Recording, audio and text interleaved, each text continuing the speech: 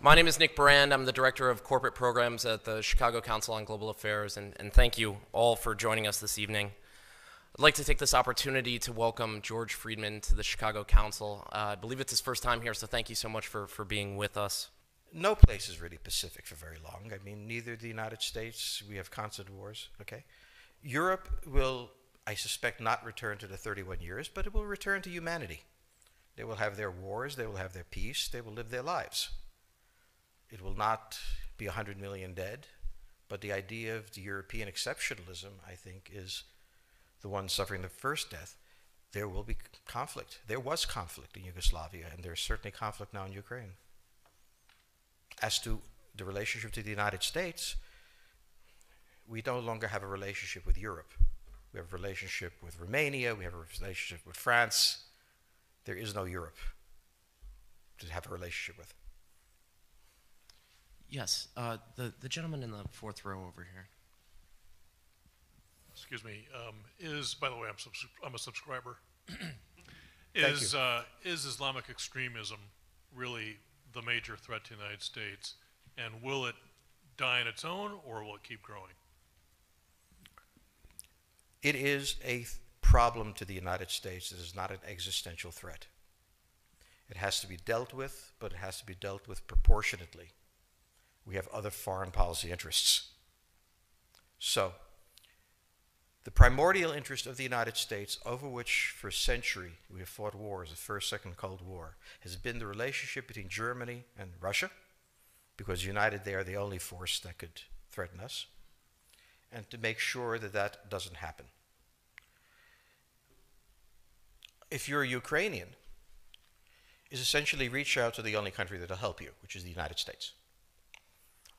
Last week, 10 days ago, General Hodges, Commander U.S. Army Europe, visited Ukraine. He announced that U.S. trainers would now officially be coming, not just unofficially coming. He actually pinned medals on Ukrainian fighters, which by protocol of the military is not the way. Foreigners don't get to pin on, medals. But he did, showing that this was his army.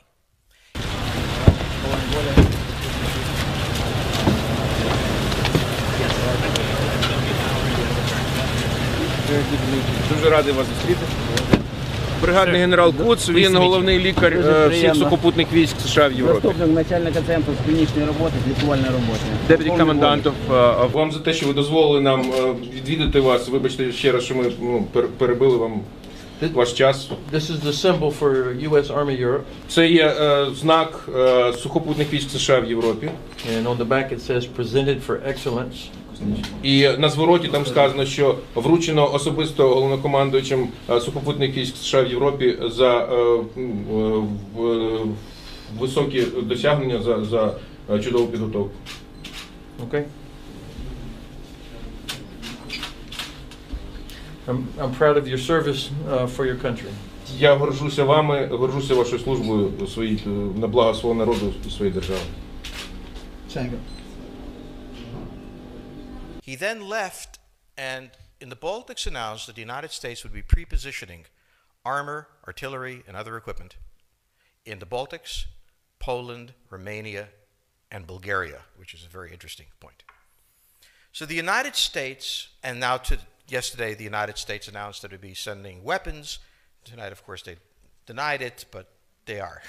The weapons will go. In all of this, the United States has acted outside the context of NATO. Because NATO has to have a 100% vote. Any one country can veto anything. And the Turks will veto it just for giggles. The point is that the United States is prepared to create a cordon sanitaire around Russia. Russia knows it. Russia believes that the United States intends to break the Russian Federation. I think that, as Peter Lorre put it, we don't want to kill you, we just want to hurt you a little bit. Either way, we are back in the old game. And if you go ask a Pole or a Hungarian or a Romanian, they live in a totally different universe from a German. And they live in a totally different universe from a Spaniard.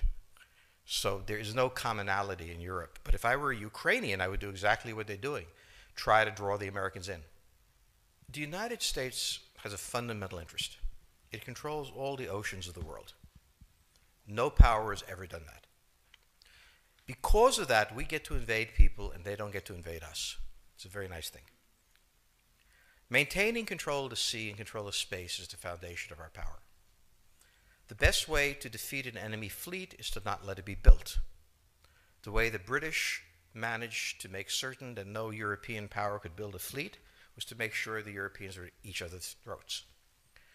The policy that I would recommend is the one that Ronald Reagan adopted toward Iran and Iraq. He funded both sides so they would fight each other and not fight us. This was cynical. It was certainly not moral. It worked. And this is the point. The United States cannot occupy Eurasia. The moment the first boot sets the ground, the demographic differential is we are totally outnumbered. We can defeat an army. We cannot occupy Iraq. The idea that 130,000 men would occupy a country of 25 million, well, the ratio in New York of cops to citizens was greater than we had deployed in Iraq. So we don't have the ability to go across, but we do have the ability to first support various contending powers so they concentrate in themselves with political support, some economic support, military support, advisors, and in extremis do what we did in Japan, in Vietnam, in Iraq, and in Afghanistan, spoiling attacks. The spoiling attack is not intended to defeat the enemy. It's intended to throw him off balance. What we did in each of these wars, in Afghanistan, for example, is we threw Al-Qaeda off balance. The problem we have, since we're young and stupid, is that having thrown them off balance, instead of saying, okay, job well done, let's go home, we said, well, that was easy. Why don't we build a democracy here? This was the moment of dementia that came in. The answer, therefore, is the United States cannot constantly be intervening throughout Eurasia. It must be selectively intervening and very rarely. That is the extreme moment. We cannot, as the first step, send American troops. And when we send American troops, we have to clearly understand what the mission is, limit it to that, and not develop all sorts of psychotic fantasies. So hopefully we've learned that this time. It takes a while for kids to learn lessons. But I think you're absolutely right. We cannot, as an empire, do that. Britain didn't occupy India. It took various Indian states and turned them against each other and provided some British officers for an Indian army. The Romans did not send vast armies out there. It placed kings like,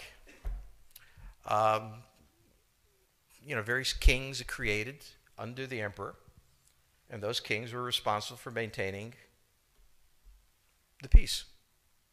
Pontius Pilate was an example. So empires that are directly governed by the empire, like the Nazi Empire, fail. No one has that much power. You have to have a level of cleverness. However, our problem is not yet that. It is actually admitting that we have an empire.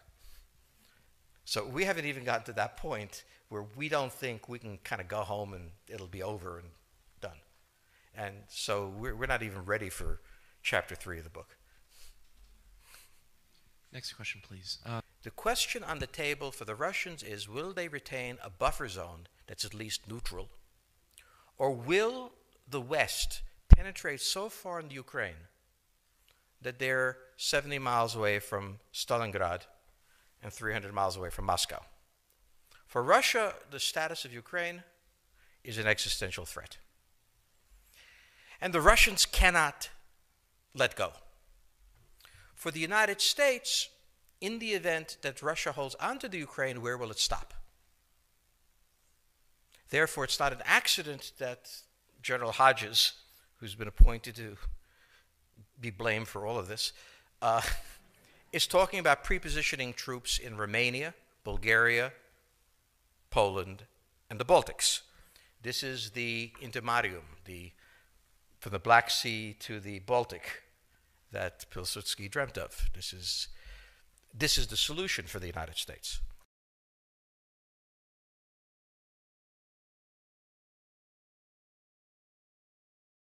The issue to which we don't have the answer is, what will Germany do?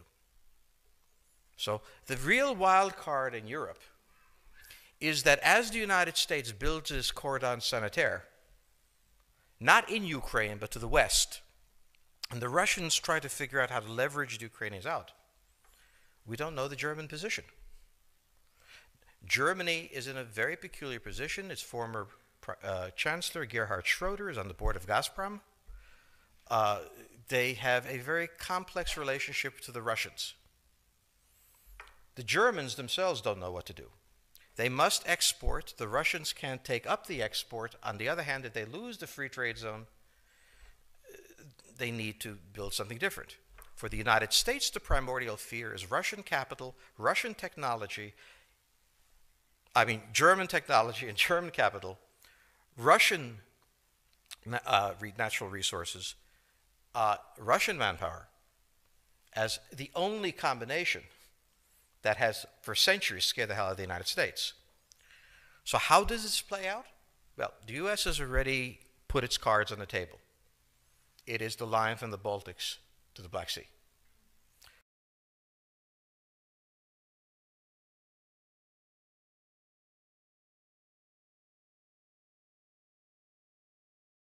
For the Russians, their cards have always been on the table. They must have at least a neutral Ukraine, not a pro-Western Ukraine. Belarus is another question.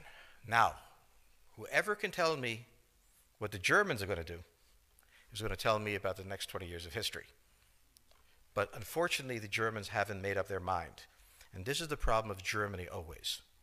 Enormously economically powerful, geopolitically very fragile, and never quite knowing how to reconcile the two. Ever since 1871, this has been the German question, the question of Europe. Think about the German question, because now it's coming up again. That's the next question that we have to address.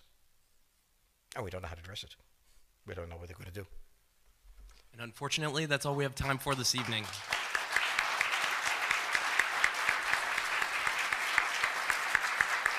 Thank you so much. Thank you so much, George Friedman. He'll be signing copies of his book in the rear of the room. Thank you as well to the Chicago Club for co-sponsoring this evening. Good night.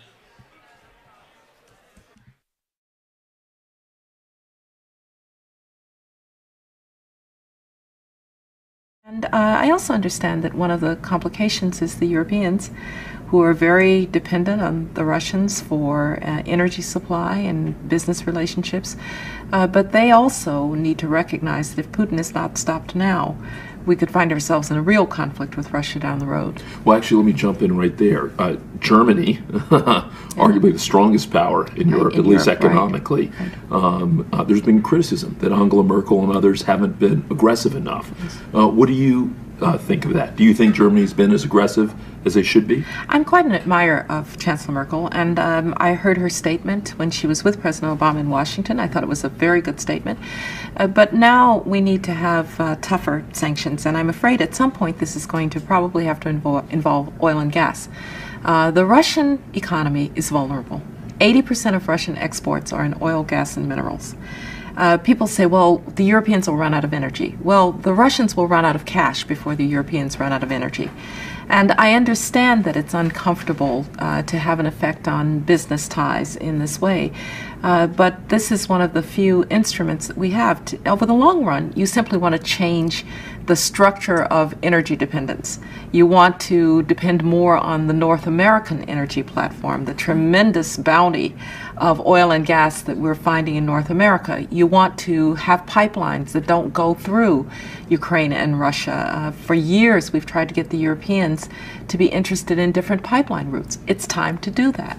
And so some of this is simply acting, and acting as quickly as possible. I'm here, so thank you so much for being with us. No place is really pacific for very long. I mean, neither the United States, we have constant wars, okay? Europe will, I suspect, not return to the 31 years, but it will return to humanity. They will have their wars, they will have their peace, they will live their lives. It will not be 100 million dead, but the idea of the European exceptionalism, I think, is the one suffering the first death.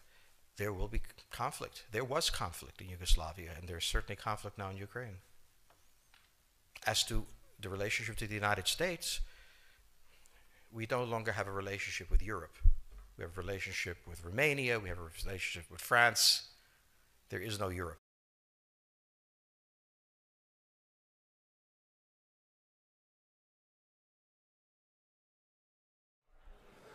My name is Nick Brand. I'm the Director of Corporate Programs at the Chicago Council on Global Affairs, and thank you all for joining us this evening. I'd like to take this opportunity to welcome George Friedman to the Chicago Council. I believe it's his first time. Keep growing. It is a problem to the United States. It is not an existential threat. It has to be dealt with, but it has to be dealt with proportionately. We have other foreign policy interests.